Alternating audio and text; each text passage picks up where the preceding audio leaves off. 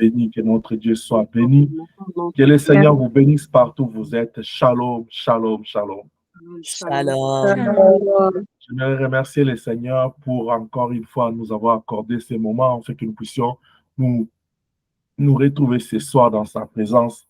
Bien-aimés, ça sera pour moi une occasion de clôturer ces mois d'avril, les mois pascal, mais j'essaierai d'être plus précis ce soir, mais je vais faire la synthèse de tout ce qu'on a parlé les dimanches pour en clôturer, prier avec vous, afin que nous puissions débuter les mois de mai dans la paix, dans l'amour du Seigneur. Que Dieu te bénisse.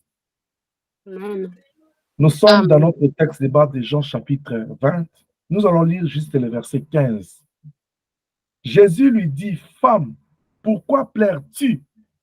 Que cherches-tu? » Elle pensa que c'était le jardinier, lui dit, « Seigneur, si c'est toi qui l'as emporté, dis-moi où tu l'as mis et je le prendrai. » Béni soit le Seigneur. Amen. Je bénis le Seigneur pour la grâce qu'il nous accorde. Le dimanche, la servante de Dieu nous avait posé la question de savoir qui cherches-tu. Parce que Marie était dans les sépulcres, dans les tombes, il était en train de chercher quelqu'un. Et toi, tu as enseigné, toi, dans ta vie avec le Seigneur, qui cherches-tu? À cette question-là, si on pose à tout le monde, c'est comme tout le monde dira, je cherche le Seigneur. Et nous nous sommes posé la question encore avec l'enseignement que j'avais posté, tu les cherches pour les placer où? Parce que Marie disait que je vais les reprendre pour les placer où? Nous avons démontré que nous devons chercher le Seigneur pour les placer dans nos cœurs. Ce soir, nous continuons avec une petite question. Marie dit, dis-moi où tu l'as mis et je les prendrai. Pourquoi cherches-tu le Seigneur? Pourquoi cherches-tu le Seigneur? Qu'est-ce qui a fait que Marie, elle se réveille très tôt avec les autres? Ils vont courir vers les tombes les grands matins. Ils vont courir les risques de traverser les espaces sans sécurité dans l'obscurité. Là où ce n'était pas éclairé comme aujourd'hui, la technologie n'était pas encore modernisée. Mais ils ont brandi tous ces risques-là. Je pourrais même aller plus loin pour dire des bêtes sauvages, des bêtes féroces. Ils ont brandi l'insécurité pour aller chercher le Seigneur. Qu'est-ce que l'homme cherche quand l'homme abandonne tout? Quand l'homme met tout au service de Dieu? Quand l'homme sacrifie sa vie pour le Seigneur? Qu'est-ce que l'homme cherche juste? Mais oui, je cherche le Seigneur. Oui, quand tu le trouveras, où est-ce que tu vas le placer? Quelqu'un va dire, oui, pasteur, je vais le placer dans mon cœur. Mais pourquoi tu le cherches pour le placer dans ton cœur? Pourquoi tu cherches le Seigneur pour le placer dans ton cœur? C'est ça la question de ce soir. Il est mort, on l'a enterré. Pourquoi Marie de Magdala, tu ne peux pas comprendre qu'il est mort, on l'a enterré, c'est fini? Je me questionne en tant qu'homme, est-ce que Marie de Magdala n'avait jamais perdu quelqu'un dans sa famille biologique? Est-ce que c'est la même attitude qu'elle avait toujours allé de chercher dans les sépulcres, dans les tombes, ses frères et sœurs, ses parents, ses arrière-parents pour démontrer son besoin son amour, son attachement envers ces personnes-là perdues dans sa famille? Pourquoi pour le Seigneur, elle va risquer sa vie? Pourquoi elle est allée au-delà de ce qui est normal? Gloire soit rendue à Jésus-Christ. La première des raisons, parce qu'il s'agit du Seigneur des Seigneurs, il s'agit du Roi des Rois, il s'agit de Dieu, il s'agit d'un homme particulier, il s'agit d'une personne particulière. Jésus-Christ n'est pas comme tout le monde. Marie avait compris que Jésus, c'est plus que son père, c'est plus que sa mère, c'est plus que ses frères et sœurs, parce que Jésus avait changé tout dans sa vie. Est-ce que je parle à quelqu'un? Amen. Amen. Amen. Amen. La première des choses que Dieu dit aux enfants d'Israël, il dit, écoute Israël, le Seigneur ton Dieu est l'unique Dieu, l'unique Seigneur. Tu ne l'adoreras pas à côté des autres dieux. C'est-à-dire, tu ne vas pas comparer l'Éternel à d'autres dieux. Oh, j'aimerais dire à quelqu'un, le Seigneur de gloire, le Dieu Tout-Puissant est incomparable. Dieu est incomparable. Regarde, depuis la création, il dit faisons l'homme à notre image, de son propre gré, partant de sa propre volonté, le Seigneur se donne l'objectif de créer l'homme, la motivation de créer l'homme à son image. Regarde comment il est bon, regarde comment il est grand. La Bible dit chaque matin, il renouvelle sa grâce dans nos vies. Ses bontés ne sont pas épuisées. Donc, il n'est pas quelqu'un que nous pouvons comparer aux autres. Il est celui qui nous comprend plus que les hommes. Il dit à Nathanaël, mais je t'ai vu quand tu étais sous le figuier. Si moi je quitte ma maison, je viens vers toi, je ne t'annonce pas. Tu ne peux pas savoir que je viens. Mais moi et toi, avant que nous soyons ici ce soir, le Seigneur savait qu'on devait être là parce qu'il avait vu dans nos cœurs ses désirs. Pourtant, c'est lui qui crée le vouloir le faire dans nos cœurs. Marie a compris que Jésus était un homme spécial. Jésus était un homme particulier. Il était différent de tout parce qu'il est Dieu. Amen. La question, la première des choses que nous devons réfléchir ce soir, c'est de savoir qu'est-ce que Dieu représente pour toi. Que représente le Seigneur au point où tu le cherches à ce point. Permettez-moi cette tautologie. Que représente le Seigneur au point que tu le cherches jusqu'à ce niveau. Tu mets beaucoup d'énergie, beaucoup de sacrifices. Tu sacrifies ton temps, tu sacrifies ton argent, tu sacrifies ton énergie, tu sacrifies ta foi, tu dis, je le sais, c'est le Seigneur ou rien. Qu'est-ce qu'il représente pour toi? Parce que si le Seigneur Jésus ne représentait rien pour Marie, Marie n'allait pas brandir l'obscurité, n'allait pas brandir le foie du matin, n'allait pas défier toutes ces réalités-là pour aller chercher le Seigneur, pour aller juste déposer le parfum de bonne odeur dans sa tombe. L'attitude de Marie de quitter sa maison très tôt le matin, ça démontre ce que le Seigneur représente pour lui. Luc chapitre 8. La Bible dit, elle était parmi les femmes de distinction qui assistaient le Seigneur avec leurs biens. Pourquoi elle faisait cela? Parce que Jésus-Christ représentait beaucoup pour lui. Bien-aimé, que représente Dieu pour toi? Que représente le Seigneur? Quand nous célébrons la Pâque, quand nous célébrons Jésus-Christ mort et ressuscité, nous devons premièrement comprendre, définir, exprimer, expliquer ce qu'il représente pour nous. Nous ne pouvons pas rester dans les contextes pascal archaïques. Le jour de Pâques, nous mangeons les dindons, nous mangeons les poulets, nous mangeons la chèvre, nous mangeons les moutons. Nous buvons, nous dansons, nous nous habillons bien, nous nous réjouissons qu'il a un agneau qui était mort, oui. Mais il est mort pas dans la joie, il est mort dans la souffrance. Est-ce que quelqu'un m'entend? Amen. Il est mort en train de gémir, en train de crier, en train d'être maltraité, humilié. Il a été presque mis à la croix. On a cracheté sur lui. On a percé ses mains, ses côtes, ses pieds. Il a porté une couronne d'épines sur sa tête. Il saignait. C'était une mort douloureuse. Mais quand nous célébrons cette mort-là, nous célébrons la victoire, mais nous devons commencer par voir la souffrance de l'homme. Parce que quand nous célébrons la victoire en réalisant la souffrance, nous allons nous rendre compte. Nous allons augmenter la capacité de la considération de Dieu, de ce que Dieu représente pour nous. Nous ne devons pas rester seulement à fêter la délivrance qu'il nous a donnée, la rémission des péchés, mais nous devons penser à la souffrance que nous lui avons imposée. Parce que la Bible dit, lui qui n'a pas péché, il s'est fait pécher pour nous.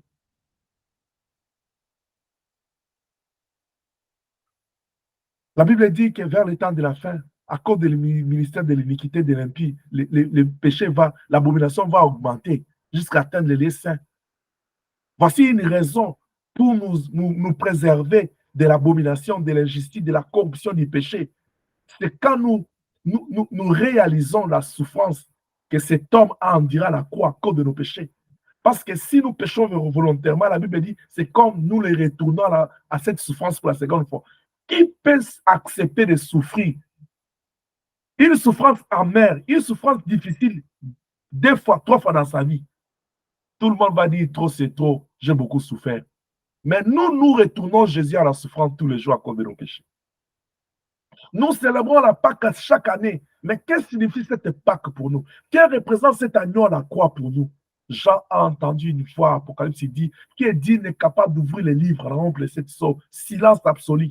Jean a pleuré parce qu'il a vu que la délivrance là que nous fêtons aujourd'hui, la rémission des péchés là que nous célébrons aujourd'hui, n'était pas possible parce qu'il n'y avait pas d'agneau.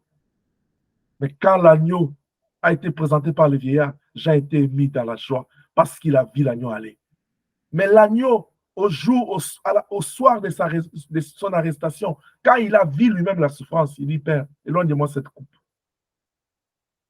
Parce que la souffrance, c'est une autre chose. Ça frappe la chair et ça fait souffrir l'âme.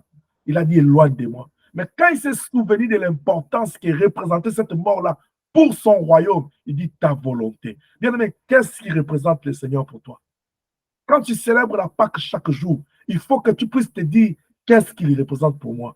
Quand tu te réveilles chaque matin, tu te dis, qu'est-ce qu'il représente pour moi?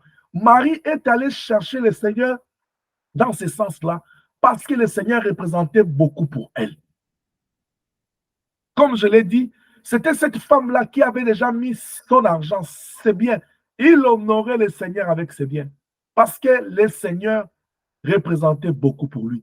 Il a tiré du péché. Bien aimé, le plus grand miracle, la plus grande bénédiction que nous recevons de Dieu, le plus grand miracle, c'est de quitter de la mort à la vie. C'est la conversion. Amen.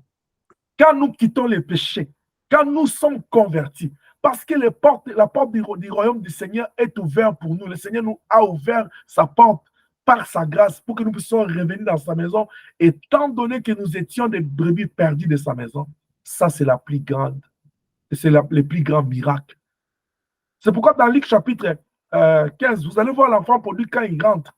Son père dédie une grande fête parce qu'il dit, mon fils était perdu. Il est revenu à la vie, il est retrouvé. Célébrons cela.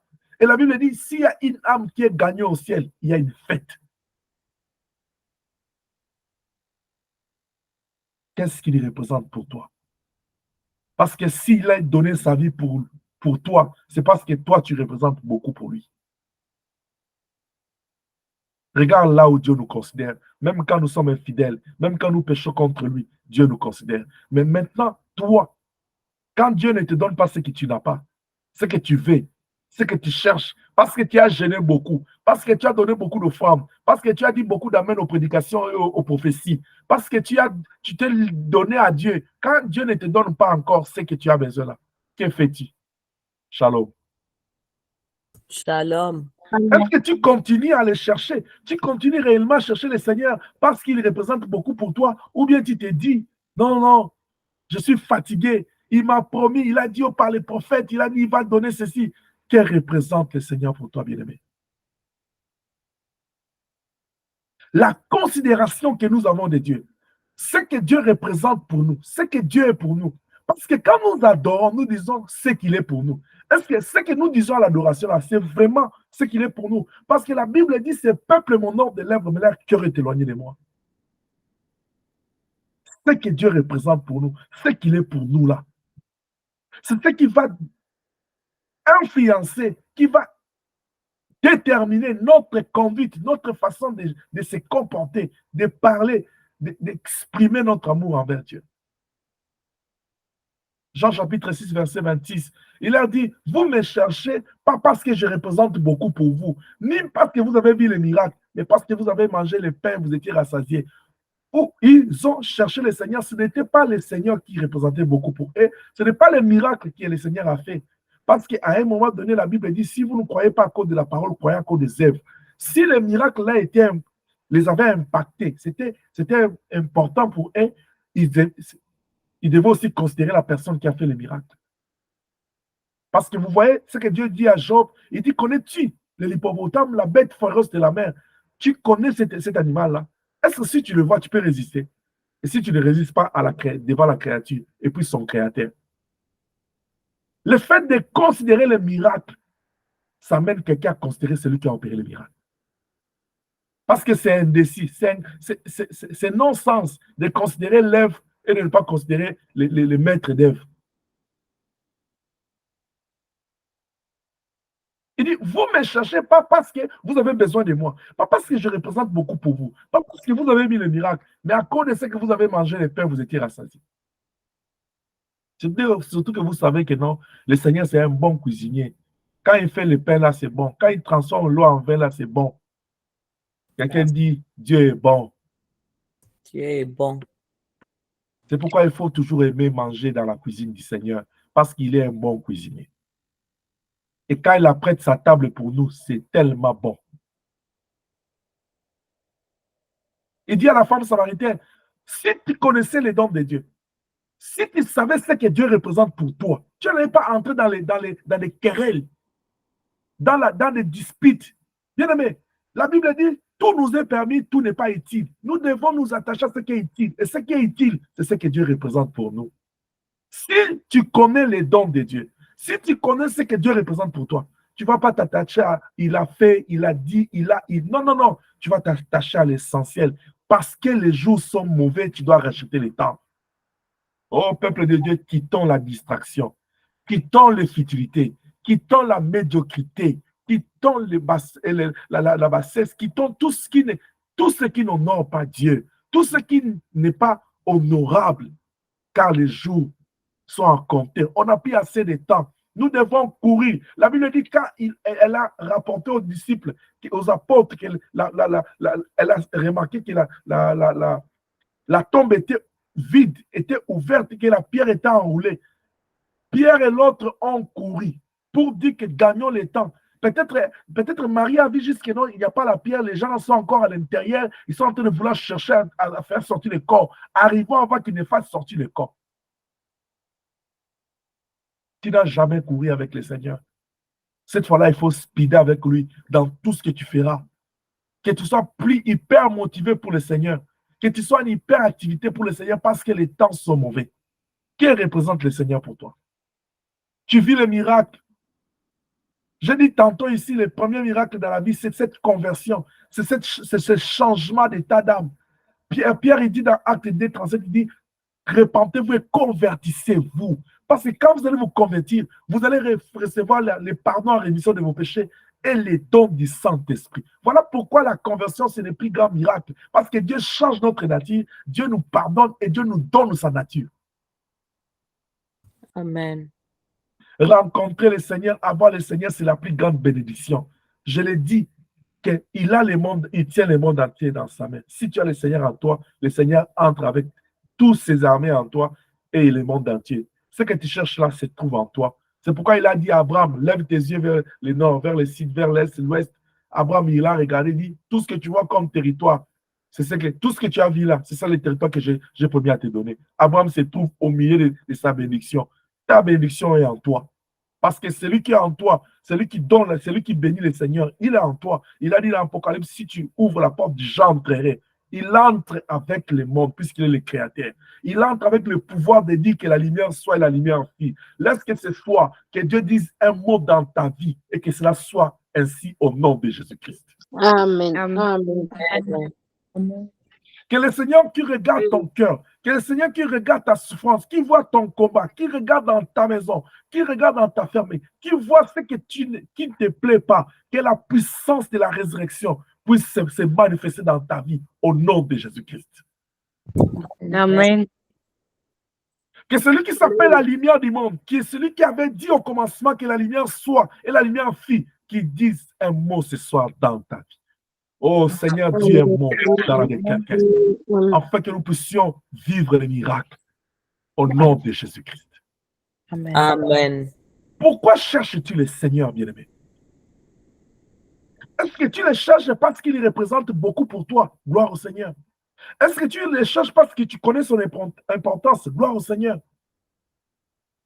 Marie dit, dites-moi là où vous l'avez mis, je vais les prendre. Juste les prendre. Bien aimé, cela démontre que Marie souffrait de cette séparation avec le Seigneur.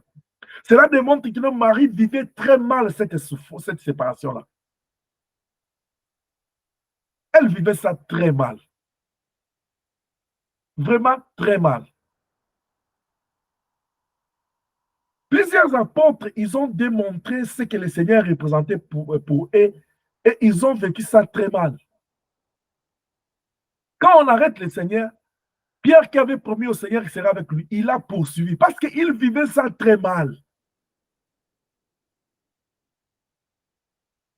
La question de ce soir est de savoir puisque le Seigneur représente beaucoup pour toi, comment vis-tu ta relation avec lui? Comment tu vis cette alliance avec lui, avec le Seigneur? Quand vous êtes en parfaite relation, en parfaite communion, qu'est-ce que tu ressens en toi? La joie de vivre avec lui. Mais quand tu te sépares avec le Seigneur, comment tu vis ces moments-là? Quand tu manques le Seigneur, quand tu manques un moment dans sa présence, comment tu vis ça? Je suis en train de parler de deux choses au même moment. Quand tu es en parfaite communion, relation avec Dieu, comment tu vis ça? Quel est le sentiment qui monte en toi? Je parie que c'est la joie. Parce que c'est le bon sentiment que nous pouvons avoir. Si nous sommes avec le Seigneur, la joie là. Regardez, vous allez voir dans le livre des Jean, non, dans le livre de Luc, chapitre 24, à partir du 13 à 35, ceux qui étaient sur le chemin des maïs là, ils ont manqué aussi le Seigneur. Les disciples là, ils étaient en train de parler.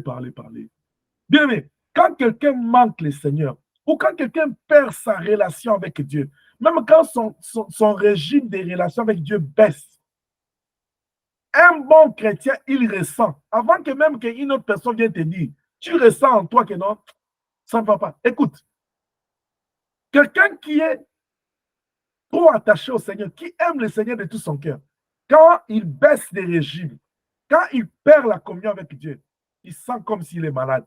Il arrive des fois, tu ne sens pas la paix. Il arrive des fois, tu sens comme si quelque chose te manque.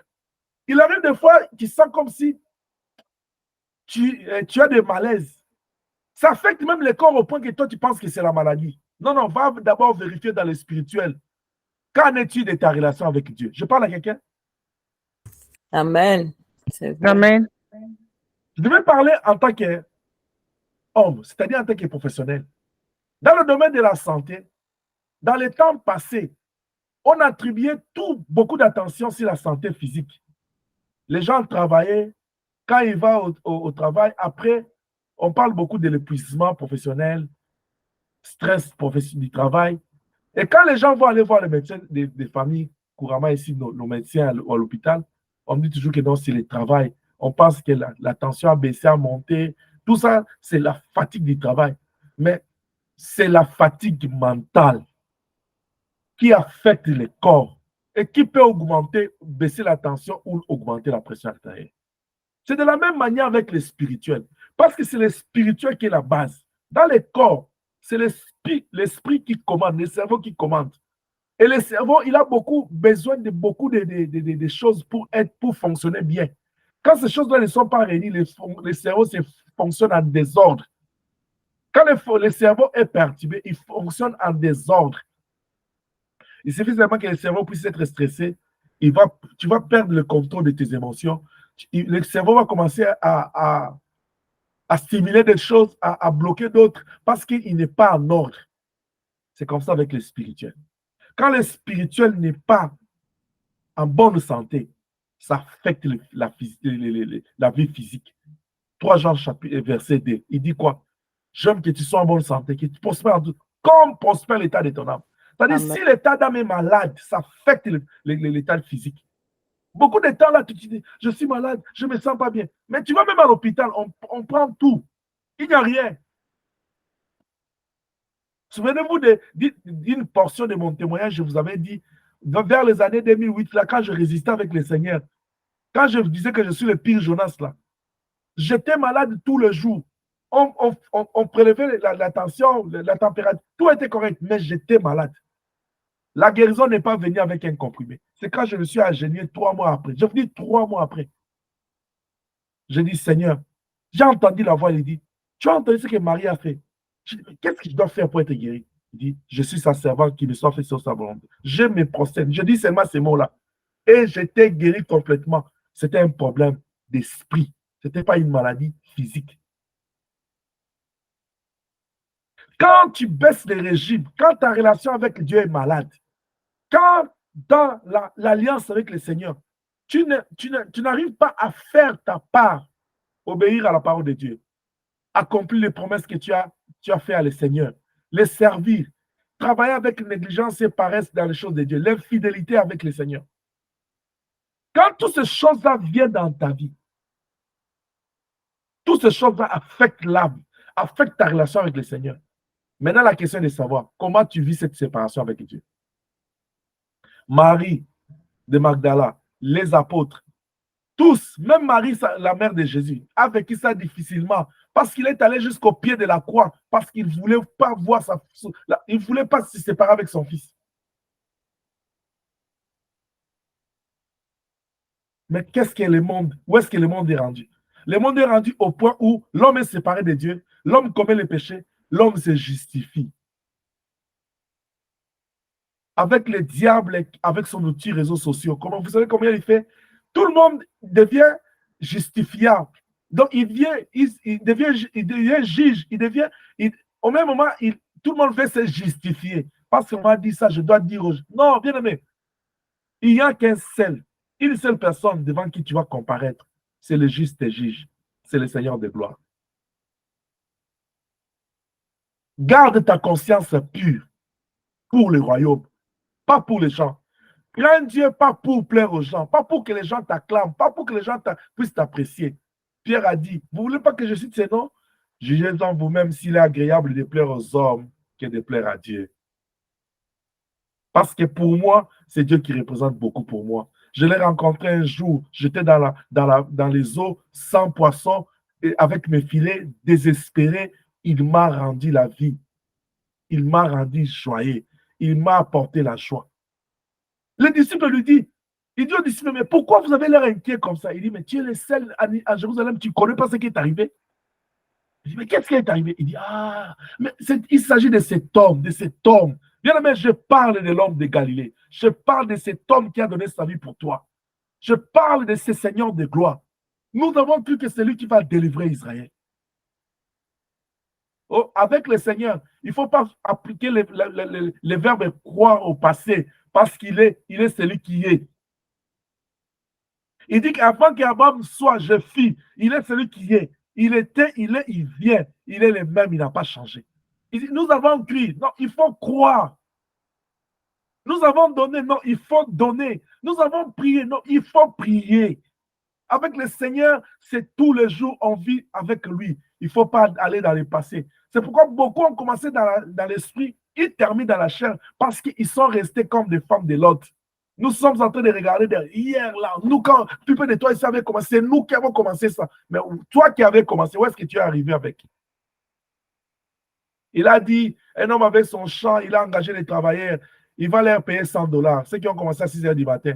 Il regarde vers 5 h du soir, le travail est toujours abondant. Il dit non, je vais engager d'autres personnes pour les 1 heure qui restent. Même ceux qui sont engagés à 17 h 30, ils sont toujours payés $100. La Bible dit les premiers seront les derniers. Marie Magdala n'était pas la première disciple que le Seigneur avait recrutée, mais c'est la seule que le Seigneur a choisie pour parler de sa résurrection. Béni soit le Seigneur. Amen. Amen. Philippe lui dit dans Jean 14, 8, il dit, tu parles d'aller vers le Père, montre-nous ces pères-là, ça nous suffit. Parce qu'ils représentent beaucoup pour nous. On parle de ce Jésus qui est mort, qui est ressuscité, qui est revenu à la vie pour nous donner la vie. Lui-même dans Jean 14, il dit que votre cœur ne se trouble point. Il y a plusieurs demeures dans la maison de mon Père. C'est pourquoi je vais vous préparer des places. Pourquoi? Parce que vous représentez beaucoup pour moi. Vous êtes une femme pour moi. Si lui, homme, il nous considère comme femme, et puis nous, la femme, comment nous considérer l'époux?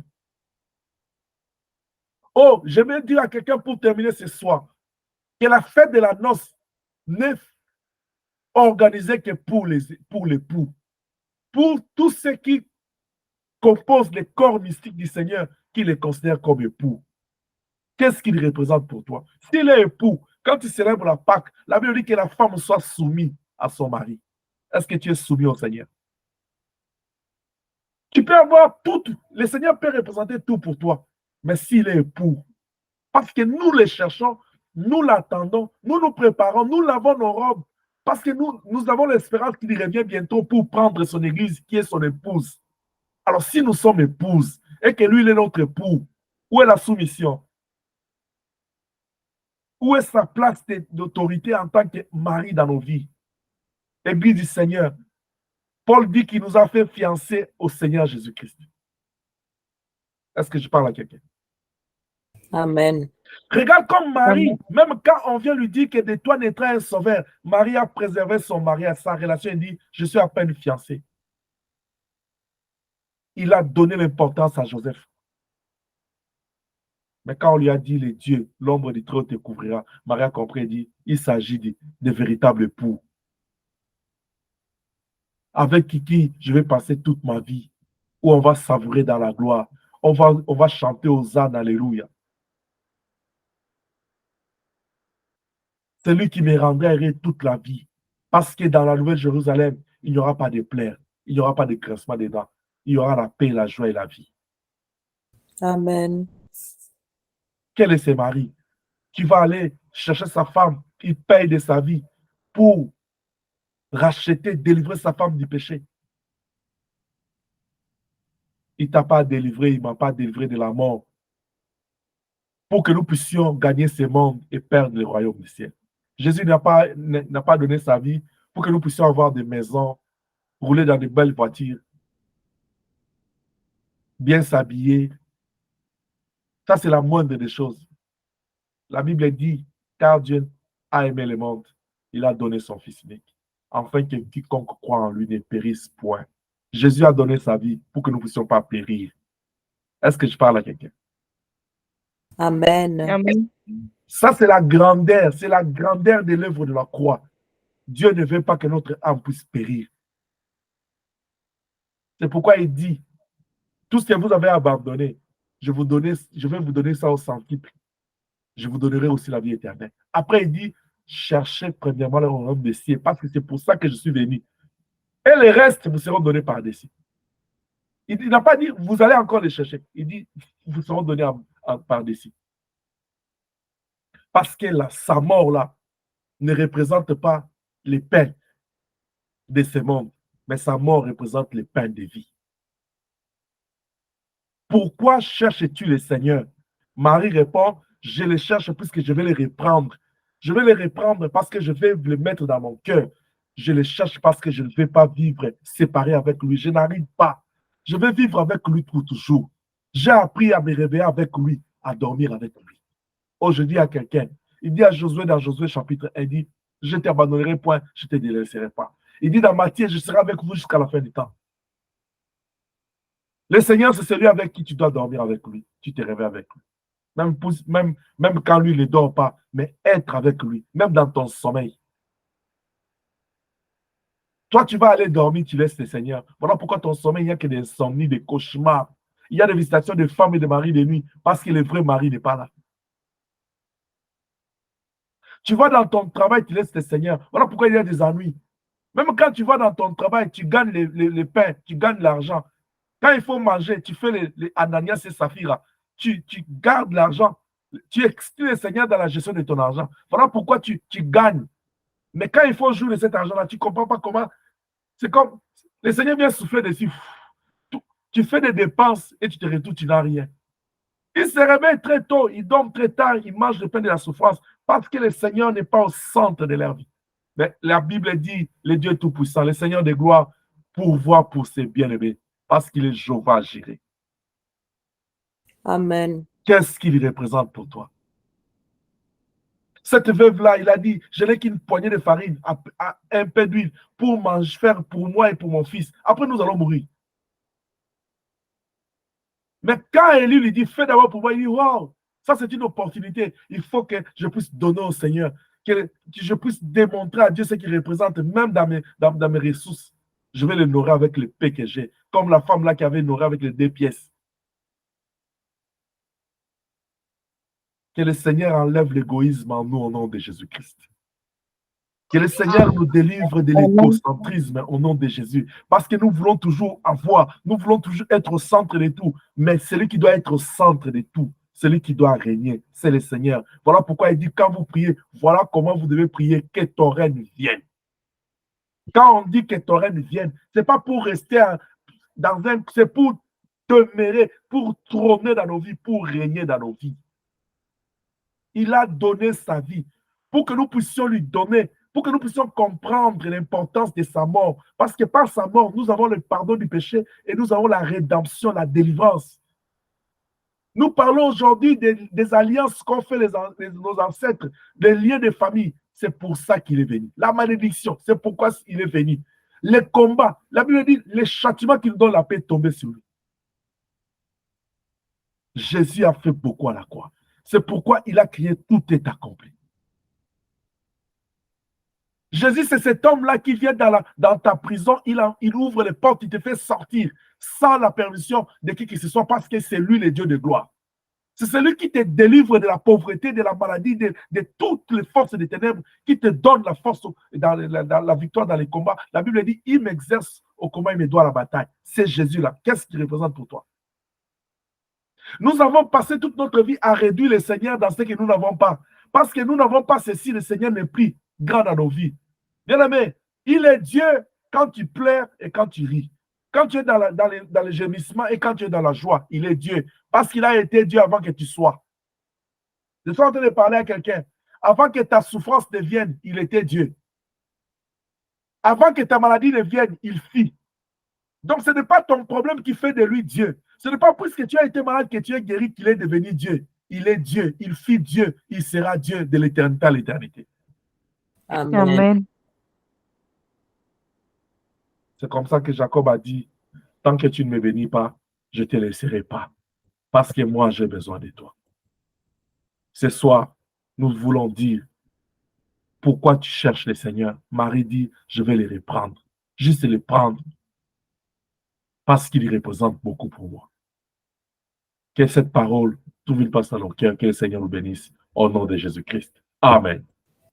Amen. Amen.